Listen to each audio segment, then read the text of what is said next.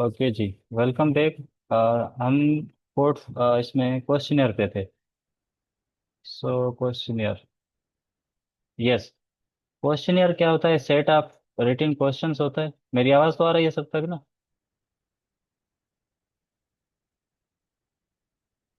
जी sir, आ रही है। Okay, thank you. So set questionnaire क्या होता है? सेट ऑफ रिटन क्वेश्चंस होते हैं, ठीक है, विथ चॉइस ऑफ आंसर्स। उसमें चॉइस ऑफ आंसर भी होती है। And then it's purpose is to collect data. इसके थ्रू भी हम डेटा ही कलेक्ट कर रहे होते हैं, ठीक है। मेक इट कंपेरेबल या मिनिमाइज ब्यास। अब क्वेश्चनर के में हमारा ब्यास कम होता है, क्योंकि फिर वो रेस्पॉन्ड जो आते हैं उनके बेसिस पे ही हम असेस करते हैं, ठीक है। तो इसके टाइप ये हैं कि ओपन एंडेड कभी कभी क्वेश्चनर होते हैं, फ्री फॉर्म आंसर्स कुछ भी बच्चे लिख सकते हैं। एनी वन कुछ भी वो टाइप कर सकता है, जो उसको आता है, जो उसके माइंड में है आंसर लिख सकता है, ठीक है। एंड देन क्लोज्ड एंडेड होते हैं, इसमें मल्टीपल चॉइस या येस नो क्वेश्चंस होते हैं। मल्टीपल एमसीक्यूज में से कोई एक ऑप्शन सही होगा, उस पर टिक करना होगा, या येस या नो पे टिक करना होगा। तो इस तरीके के क्वेश्चंस होते हैं। देन इसमें जो है ना, डिग्री ऑफ एग्रीमेंट फोकस किया जाता है या लिकर्ट स्केल। अगर देखें तो एमसीक्यूज में जो है चार ऑप्शंस होते हैं, उस चार में से कोई एक ऑप्शन या तीन ऑप्शन या पांच ऑप्शन होते हैं, वो करने होते हैं। तो कभी कभी इसमें जो है ना लिकर्ट स्केल का भी जो है ना आ जाता है क्वेश्चनर। लिकर्ट स्केल का मतलब आपको ऑप्शन आएगा कि भाई एग्री, सपोज करें स्ट्रांगली एग्री ऑप्शन आ रहा है। देन फिर आपको आ रहा है एग्री आ रहा है, कि आप ये जो आंसर है इस पे एग्री करते हैं या स्ट्रांगली एग्री करते हैं, या न्यूट्रल हैं आप इस इन तीनों आंसर्स पे, या डिसएग्री करते हैं, ठीक है, या स्ट्रांगली डिसएग्री करते हैं। तो इस तरीके के ऑप्शन भी आते हैं। तो इसको जो है ना हम लिकर्ट स्केल कहते हैं, स्ट्रांगली डिसएग्री। तो इस तरीके के जो क्वेश्चंस होते हैं, ये सपोज करें भाई पाकिस्तान जो है ना एक आइडियोलॉजिकल बेस्ड कंट्री है, जिसमें जो है ना आइडियोलॉजी को फुल्ली फोकस या फुल्ली जो है ना डिस्कस या एम्फसाइज किया जाता है। तो कुछ इसमें एग्री बोलेंगे, कुछ बोलेंगे न्यूट्रल है हम, ऐसी कोई बात नहीं है, हाँ कह सकते हैं आप ये चीज़ है। कोई बोलेंगे नहीं भाई आइडियोलॉजी को फोकस ही नहीं किया जा रहा आजकल के दौर में। कोई बोलेंगे strongly agree, yes ideological country है पाकिस्तान जिसमें हम आइडियोलॉजी को रिस्पेक्ट करते हैं। तो इस तरीके के स्केल बेस्ड भी क्वेश्चन होते हैं। अब क्वेश्चनियर के मेरिट्स क्या हैं? ये प्रैक्टिकल होती है मोस्ट ऑफ द टाइम, ठीक है। Large amount of data gather के लिए भी हम ये देते हैं। मोस्ट ऑफ द टाइप जो टाइम टेस्ट जो हो रही होती हैं वो एमसीक्यूज होते हैं, क्योंकि उसके थ्रू ज़्यादा डेटा हमें मिलता है और जल्दी हम ये ले भी लेते हैं। एंड इजी टू एनालाइज होती है। And it's can't pro thinking process. इसमें मसला ये है क्वेश्चनर में, कभी कभी ये जो है ना ज़्यादा थिंकिंग प्रोसेस को फोकस नहीं करती, और कभी कभी मिस इंटरप्रेट भी हो जाते हैं क्वेश्चन। तो इसके लिए ये इसके डीमेरिट्स हैं। लेकिन most of the time questioner जो है ना सही यूज़ हो रहा था। देन इंटरव्यू है। इंटरव्यू जनरली आप मोस्ट ऑफ द टाइम आप लोगों ने भी किए होंगे, फेस टू फेस कोई मीटिंग करना असेसमेंट के लिए, कोई क्वेश्चंस पूछना ना पूछना, तो इसको हम जो है इंटरव्यू कहते हैं। इंटरव्यू का मतलब भी यही होता है कि अंडरस्टैंड करना, गैप्स देखना कि कहाँ पे बच्चे या जो जिससे इंटरव्यू लिया जा रहा है वो फेस कर रहा है, इशू फेस कर रहा है। तो दो टाइप्स ऑफ इंटरव्यू होते हैं, एक स्ट्रक्चर्ड होते हैं, देन दूसरी सेमी स्ट्रक्चर्ड होते हैं। स्ट्रक्चर्ड ये है कि same questions in same order, इसमें रिलायबिलिटी होती है, ठीक है। एक स्ट्रक्चर्ड क्वेश्चंस हैं और एक ऑर्डर में क्वेश्चंस पूछे जाते हैं, ठीक है। अब सेमी स्ट्रक्चर का मतलब ये है, अब उसमें जो है ना वो फ्लेक्सिबिलिटी होती है, allows for new ideas also. अब न्यू आइडियाज क्या थे? एक एक आंसर दिया बच्चे ने, फिर उस आंसर में से ही फिर कोई क्वेश्चन पुट अप कर लिया, या आप जिससे इंटरव्यू ले रहे हैं उससे कोई एक क्वेश्चन पूछा, फिर दूसरा क्वेश्चन जो सीरीज में है उसको आप फोकस नहीं कर रहे। अब सीरीज फोकस नहीं है, ऑर्डर फोकस नहीं, फिर आपने जो रेस्पॉन्स मिला उसके हिसाब से फिर आपने दूसरा क्वेश्चन पूछा। तो इसको हम सेमी स्ट्रक्चर्ड इंटरव्यू कहते हैं। ये रिच एंड डेटा मिलती है हमें, क्योंकि हम उस बाय फेस इंटरव्यू ले रहे हैं या असेसमेंट कर रहे हैं। इसमें बॉडी लैंग्वेज को भी देखा जाता है एंड हायर रेस्पॉन्सेज रेट होते हैं, ठीक है। ये टाइम कंज्यूमिंग ज़्यादा होती है, जो इंटरव्यू चीज़ है ना इसमें बहुत टाइम लग जाता है, कॉस्टली भी होता है। फिर उसको आप ट्रांसक्राइब वगैरह करें तो ये बहुत मसला होता है, और ट्रांसक्राइब बहुत टाइम लेते हैं। ट्रांसक्राइब का मतलब है यो इंटरव्यू आपने सिंधी में लिया, मिसाल तौर उर्दू में लिया, फिर उसको आप इंग्लिश में लिखें, फिर उसके हिसाब से आप असेसमेंट करें। तो ये बहुत टाइम टेकिंग होता है। या उस इंटरव्यू के बेस के आप थीम बनाएं कि ये बच्चे ने या ये इंटरव्यूअर ने जो है ना बातें, इंटरव्यू ने बातें की। तो इस तरीके से ये थोड़ा डिफिकल्ट होता है। देन है पोर्टफोलियो असेसमेंट। पोर्टफोलियो असेसमेंट ये है एक कलेक्शन ऑफ स्टूडेंट वर्क होता है। पोर्टफोलियो असेसमेंट याद रहे टीचर की भी हो सकती है, तो ये स्टूडेंट वर्क भी हो सकता है, टीचर वर्क भी हो सकता है। जब आप लोग ट्रेनिंग वगैरह कर रहे होते हैं तो आप लोग भी जो है ना पोर्टफोलियो बनाते हैं, फिर जो आप जो है ना तो आप अपने ट्रेनर के सामने पेश कर रहे होते हैं बीइंग अ टीचर। तो ये कलेक्शन ऑफ स्टूडेंट वर्क भी हो सकता है, कलेक्शन ऑफ टीचर वर्क भी हो सकता है। ये एक्चुअली शो करता है आपकी एफर्ट्स को, या आपने कितनी प्रोग्रेस की है फर्स्ट डे से आज तक, अभी तक कितना लिखा है, या कौन कौन सी अचीवमेंट बाय द टाइम आपने अचीवमेंट की हैं। तो ये एक्चुअली आपका जो है ना शो कर रहा होता है आपकी एफर्ट्स को, एंड देन आपकी प्रोग्रेस को, आपकी लर्निंग को over the time. So it's alternative to classic test. अब जो प्रीवियसली जो क्लासिक टेस्ट हैं या जो ट्रेडिशनल टेस्ट हो रही होती थी उनके थोड़ा सा ये अल्टरनेटिव है, क्योंकि इसमें जो है ना ओवरऑल प्रोग्रेस को देख रहा है होता है कि कौन सी प्रोग्रेस हुई है, क्या क्या प्रोग्रेस हो रही है। इसके टाइप्स ये हैं कि ग्रोथ पोर्टफोलियो, इसमें यह देखा जाता है कि कौन सी डेवलपमेंट हुई है, पहले बच्चा कैसे था, अब अब कौन सी इंप्रूवमेंट्स आई हैं पहले दिन के बाद, अब क्या क्या लर्न कर लिया है, तो ये ओवरऑल ग्रोथ को शो कर रहा होता है। शोकेस पोर्टफोलियो इसमें जो है बेस्ट वर्क को ही दिखाया जाता है सिर्फ, ठीक है। एंड देन प्रोसेस पोर्टफोलियो में ऑल फेजेस ऑफ लर्निंग आ जाती हैं, ठीक है। हर चीज़ जो लर्निंग की हो रही होती है वो सारा प्रोसेस उसमें लगा हुआ होता है। तो ये जनरल पोर्टफोलियो की प्रोसेस हैं। ओवरऑल फोकस जो होता है पोर्टफोलियो ही होता है। तो पोर्टफोलियो एक कलेक्शन ऑफ वर्क होती है, ठीक है, जो आपकी एफर्ट्स को, आपकी प्रोग्रेस को, आपकी अचीवमेंट्स को, या लर्निंग प्रोसेस को, या टीचिंग प्रोसेस को जो है शो कर रहा होता है। और पोर्टफोलियो में मोस्ट ऑफ द टाइम आप जो टीचिंग एक्टिविटीज कराते हैं वो भी लिखते हैं, फिर आप टीचिंग करने के बाद जो रिफ्लेक्शन करते हैं वो भी लिखते हैं, तो या फिर जो ओवरऑल आपका कोई प्रोजेक्ट करवा रहे हैं तो वो भी उसमें रखते हैं। तो पोर्टफोलियो में ओवरऑल आपका जो collection of teaching and learning process है, मटेरियल है, ये सारी चीज़ें आ जाती हैं। अब merits and demerits of portfolios क्या है? मोस्ट ऑफ द टाइम ये मेरिट है, ये सेल्फ असेसमेंट एंड रिफ्लेक्शन इसके थ्रू होती है, क्योंकि आपके पास पोर्टफोलियो होता है, आप देखते हैं कि भाई 2 महीने पहले मैं इस तरीके से टीचिंग करता था लेकिन अब इस तरीके से टीचिंग कर रहा हूँ, और किस तरीके से पहले से इम्प्रूव कर रहा हूँ। ये इंडिविजुअलाइज्ड भी होता है एंड स्टूडेंट सेंटर्ड है, ठीक है। Then builds confident and critical thinking, क्योंकि खुद ही रिफ्लेक्शन हो रही है, खुद ही रिफ्लेक्ट कर रहे हैं। Yes, no doubt it's time consuming, ठीक है। And then can be difficult to score reliably. Portfolio को स्कोर देना, उसकी असेसमेंट करना थोड़ा मुश्किल हो जाता है, क्योंकि वो स्टूडेंट सेंटर्ड होता है, स्टूडेंट के बेस्ड होता है। So may not align perfectly with standardized जो प्रोग्राम है या गोल्स हैं या टेस्ट हैं, तो उनके साथ अलाइन ये नहीं करता।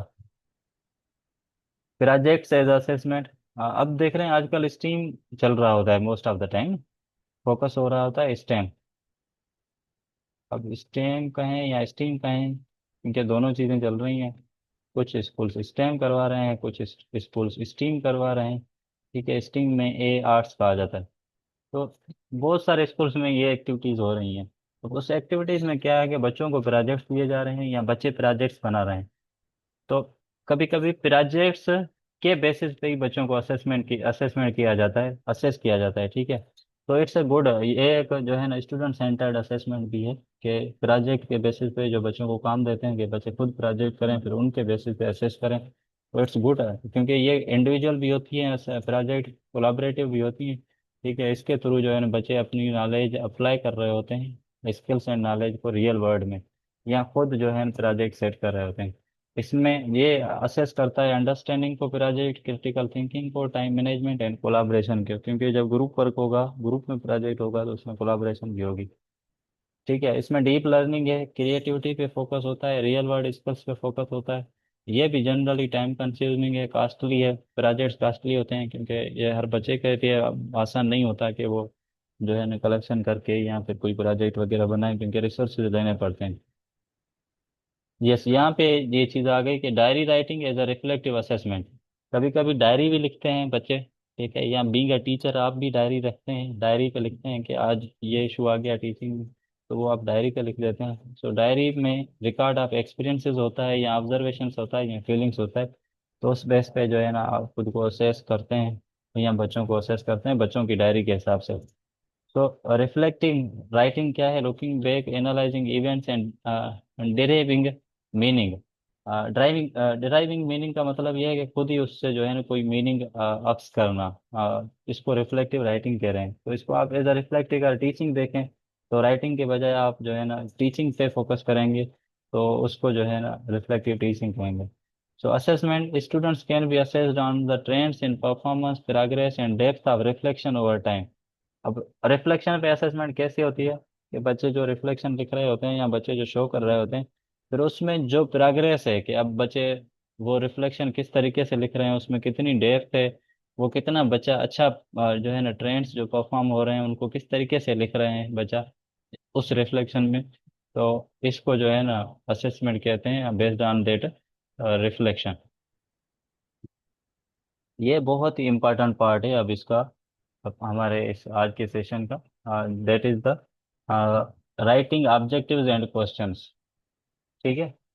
अब राइटिंग ऑब्जेक्टिव्स एंड क्वेश्चंस क्यों इम्पोर्टेंट पार्ट है, क्योंकि प्रीवियस ईयर आई थिंक दो क्वेश्चन आए थे, एक क्वेश्चन आया था बल्कि, डेट वाज के आप दो क्वेश्चंस बनाए एनालाइजिंग लेवल के, एक था एनालाइजिंग लेवल एंड दूसरा था आई थिंक अप्लाइंग लेवल या क्रिएटिंग लेवल, ऐसे कुछ। तो एनालाइजिंग लेवल को मुझे याद है कि एक एनालाइजिंग लेवल का था कि क्वेश्चंस बनाए, ब्लूम्स की टेक्सोनॉमी को मद्देनजर में रखते हुए एनालाइजिंग लेवल के दो क्वेश्चन बनाए। ठीक है। अब ऑलरेडी आपके पास ब्लूम्स टेक्सोनॉमी है, उसमें हमने अच्छे से डिस्कस किया है, फिर भी यहाँ पे थोड़ा रिवाइज कर देता हूँ। अब नॉलेज लेवल में सपोज करें अगर एसओएस बनाएं, तो उसमें नॉलेज लेवल के वर्ब्स कौन से हैं, डिफाइन है, लिस्ट है, रिकॉल है या नेम है। ये दो चार यहाँ पे हैं, बाकी आप ब्लूम्स टेक्सोनॉमी वाले लेक्चर में देख लो। तो डिफाइन, लिस्ट, एटसेट्रा, ये ब्लूम्स टेक्सोनॉमी में वर्ब हैं नॉलेज लेवल के। तो इसको हम लिख सकते हैं कि student will be able to define a noun. Suppose करें define a cell, define a noun. Student will be able to recall the date of birth of Quaid Azam Mohammad Ali Jinnah. Suppose करें student will be able to name the days of week, etcetera. ये verb use करके आप जो है ना objectives बनाएंगे जो knowledge level के हैं। तो ऑब्जेक्टिव जो बनेगा वो नॉलेज लेवल का ऑब्जेक्टिव बनेगा। सो इट, इसके लिए देखें ये जब जो वर्ब है ना define, list, recall and name, तो क्वेश्चन भी ऐसा बनाए जो डिफाइन को फोकस करे, लिस्ट को फोकस करे। सपोज करें व्हाट इज अ नाउन। ठीक है। What is a noun, can you recall the name of writer, name of the author of the book pride and prejudice. ठीक है। या can you recall the name of the author of जो कोई दूसरा book है suppose करें, तो उसी का, इस तरीके से जो है ना जनरली जो है ना आप क्वेश्चन पूछेंगे जो सिर्फ डेफिनेशन या लिस्ट पे, रिकॉल पे या जनरल अंडरस्टैंडिंग पे फोकस करें, जनरल जो बेसिक पॉइंट्स हैं। कंप्रीहेंशन में अंडरस्टैंडिंग का फोकस होता है। ठीक है। और इसमें जो वर्ब्स होते हैं मेजर वर्ब्स ये हैं एक्सप्लेन, समराइज, पैराफ्रेज, डिस्कस वगैरह। ठीक है। तो इसका ऑब्जेक्टिव ये है कि students will be able to explain the theory. Suppose करें थर्ड लॉ ऑफ मोशन लिख दें कि student will be able to explain third law of motion, student will be able to explain the Vygotsky theory, etcetera वगैरह। ठीक है। इसके लिए question ये है कि explain the concept of global warming warming in your own words. इसमें understanding आ जाएगी कि बच्चे खुद एक्सप्लेन करें। एक्सप्लेन, जब एक्सप्लेनिंग की बात आई तो अंडरस्टैंडिंग आ जाएगी। Explain the concept of global warming. अच्छा, जरूरी नहीं आप लोग देखें फोकस कर रहे होते हैं कि जो WH वर्ड से स्टार्ट हो वही क्वेश्चन है, ये नहीं है। ये भी देखें, ये भी तो क्वेश्चन है कि explain the concept of global warming in your own words. ठीक है। ये एक स्टेटमेंट टाइप है लेकिन क्वेश्चन ही है, तो इस चीज को फोकस किया जाता है। देन एप्लीकेशन लेवल है। एप्लीकेशन में देखें तो जो है ना ऑब्जेक्टिव जो इसके वर्ब्स हैं apply, solve, use and construct है। ठीक है। और इसमें student will be able to apply the formula to solve the problem, student will be able to construct the diagram, student will be able to design something. इस तरीके का आप question जो है ना एप्लीकेशन लेवल में ऑब्जेक्टिव दे सकते हैं। So how will you use this formula to calculate the area. ठीक है। How you will solve this problem वगैरह। इस तरीके के जो है ना आप यहाँ पे यहाँ use three words in your own sentences, ये भी एप्लीकेशन लेवल है। देन एनालिसिस लेवल में क्या होता है, एनालाइज किया जाता है, कंपेयर, कंट्रास्ट एंड डिस्टिंग्विश पे फोकस होता है। ये देखें जब तक आप ये लेवल्स के जो कुछ वर्ड्स हैं मेन उनको आप माइंड में फिट नहीं करेंगे तब तक आपको ये घूमता रहेगा कि ये एप्लीकेशन है या ये एनालिसिस है। तो पहले कुछ वर्ड्स को जो है ना आप मेमोराइज करें, फिर उसको ज़्यादा अंडरस्टैंड करने की कोशिश करें। क्योंकि मेमोराइजिंग से ही फिर अंडरस्टैंडिंग डेवलप होगी, फिर अंडरस्टैंडिंग के बेस पे ही फिर आप अप्लाई कर सकेंगे एप्लीकेशन, देन फिर आप एनालाइज करेंगे, देन जो है फर्दर आप जो है इवालुएट एंड क्रिएट करेंगे समथिंग। तो इसका ऑब्जेक्टिव ये है कि student will be able to analyse the argument and identify biases. अब सपोज करें एनालाइज कर सकेंगे कोई आर्ग्यूमेंट, कोई आंसर या कोई डिस्क्रिप्शन एटसेट्रा। तो इसका क्वेश्चन ये भी आ सकता है कि कंपेयर एंड कंट्रास्ट या डिस्टिंग्विश। 2 दिन पहले मैंने आपको शायद कल ही क्वेश्चन दिया था कि differentiate between formative and summative assessment. तो ये जो differentiate between formative and summative assessment है, ये एनालिसिस लेवल का क्वेश्चन है। ठीक है। और फिर यहाँ उसमें जो है ना, उसका ऑब्जेक्टिव ये भी बन सकता है कि student will be able to differentiate between the formative and summative assessment. तो इस तरीके के जनरली क्वेश्चन है, लेकिन फिर हम उस टाइम फिर बंदा कंफ्यूज हो जाता है। तो ये जनरल चीजें, इनको माइंड में रखने लाजमी। देन इवाल्यूएशन लेवल है, तो इवाल्यूएशन में ये वर्ब्स हैं इवाल्यूएट, जज, क्रिटिक, जस्टिफाई, डिसाइड वगैरह वगैरह। तो इसका ऑब्जेक्टिव ये बन सकता है कि देखें student will be able to evaluate, student will be able to जज, student will be able to critic, student will be able to justify. I think आज मैंने एक क्वेश्चन रखा है जिसमें जस्टिफाई का वर्ड मैंने यूज किया है। तो वो फर्दर देखेंगे कि वो देखना कि किस तरीके से इवोल्यूशन लेवल का क्वेश्चन है। एक क्वेश्चन में 2 लेवल्स भी हो सकती हैं। तो इसका क्वेश्चन ये है कि विच डिजाइन इज मोर इफेक्टिव। देखें विच डिजाइन इज मोर इफेक्टिव, यहाँ पे आप जज करेंगे, आप इवालुएट करेंगे किसी क्राइटेरिया पे कि कौन सी डिजाइन बेहतर होगी ना। सो जस्टिफाई योर चॉइस। तो ये इवोल्यूशन लेवल का क्वेश्चन होगा। क्रिएशन में आपके वर्ड कौन से हैं, क्रिएट है, डिजाइन है, डेवलप है। ठीक है, ये डेवलप का भी एक मैंने आगे क्वेश्चन रखा है, वो भी जो है ना इसका क्रिएशन लेवल का है। So student will be able to design a sustainable city plan. Student कोई एक सस्टेनेबल सिटी प्लान बनाएंगे, स्टूडेंट डिजाइन करेंगे कोई प्रोजेक्ट को, स्टूडेंट कोई सॉल्यूशन प्रपोज करेंगे, तो स्टूडेंट कोई क्रिएट करेंगे नई चीज, कोई नया सेंटेंस, कोई नया फार्मूला। ठीक है, इस तरीके के जो है वर्ब्स जो है ना इसमें यूज होते हैं। सपोज करें create a new product to solve a common problem, कोई कॉमन प्रॉब्लम सॉल्व करने के लिए कोई क्रिएट करें न्यू प्रोडक्ट। तो इस तरीके का कोई क्वेश्चन हो सकता है, जरूरी नहीं ये हो, ये जनरल आपके एग्जाम्पल के लिए है। अच्छा, ये असेसमेंट रुब्रिक्स हैं। आई थिंक अभी इतना काफ़ी है आज के लिए, फिर इनको हम कल देखेंगे असेसमेंट रुब्रिक्स को, क्योंकि ये थोड़ा ज़्यादा हो जाएगा। और असेसमेंट रुब्रिक भी बहुत इंपॉर्टेंट पार्ट है इस चीज़ का, असेसमेंट का। तो इनको हम कल देखेंगे, कल वाली जो है ना क्लास में मैं पहले ये रख लूँगा। तो ये जनरल ओवरऑल हम आज का क्लास था, यहाँ तक हम इसको एंड करते हैं।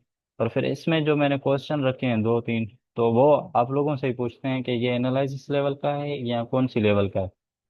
जी। तो सीआरक्यूज मैंने रखे हैं कि briefly describe the importance of rubrics in your own words. Briefly describe.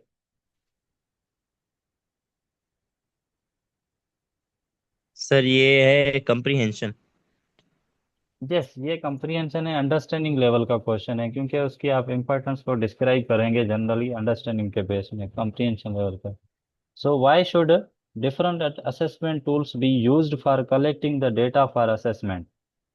Justify your answer. Sir sir ये इवैल्यूएटिंग का है, जो लास्ट वन था, इवैल्यूएशन। सर ये एप्लीकेशन एप्लीकेशन बेस। नहीं, देखें वर्ड, देखें वर्ड है justify your answer just. Justify है। जी। इवैल्यूएशन का है ना सर? इवैल्यूएशन वाला है ये तो। जी। सही, सर इवैल्यूएशन में ये आ रहा है एवेल्यूशन सर। एवेल्यूशन का, हाँ एवेल्यूशन का।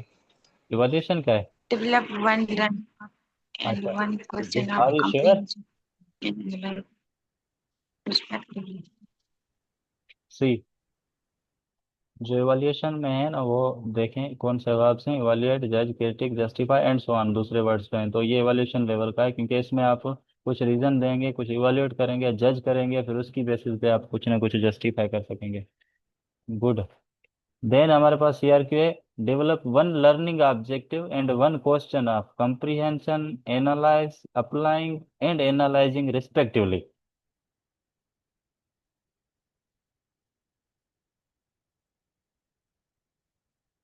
Yes.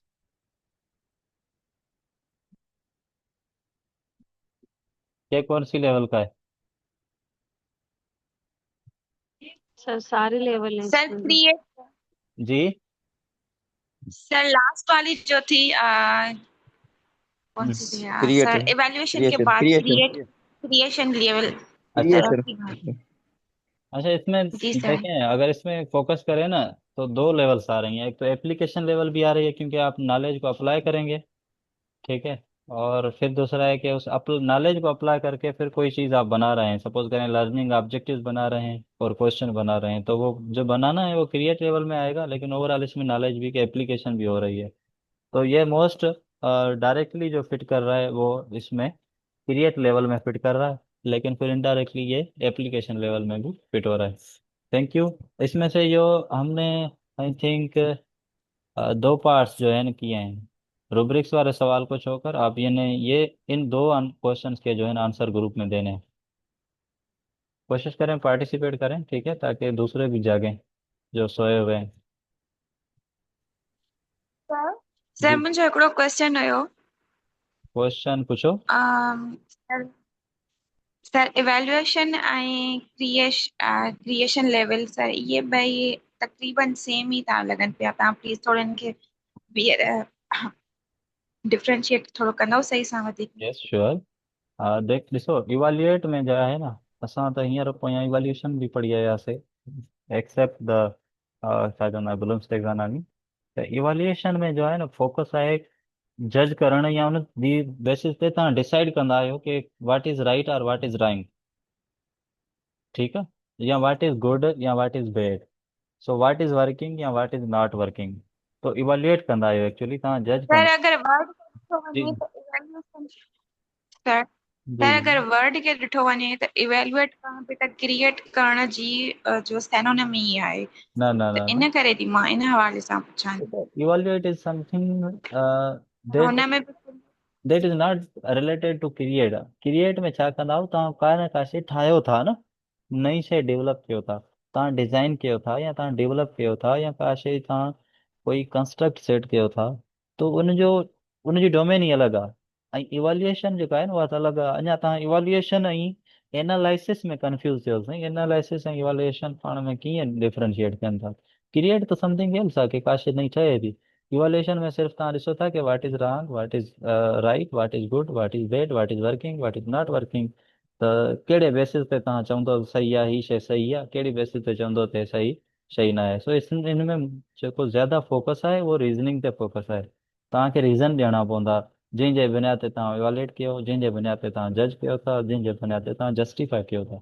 So evaluation is more about like क्या काम कर रहा है और क्या नहीं कर रहा, और क्या कर रहा है काम तो क्यों नहीं कर रहा, या कोई चीज काम कर रही है तो क्यों कर रही है। इस तरीके के क्वेश्चन इसमें जो है पूछे जा सकते हैं।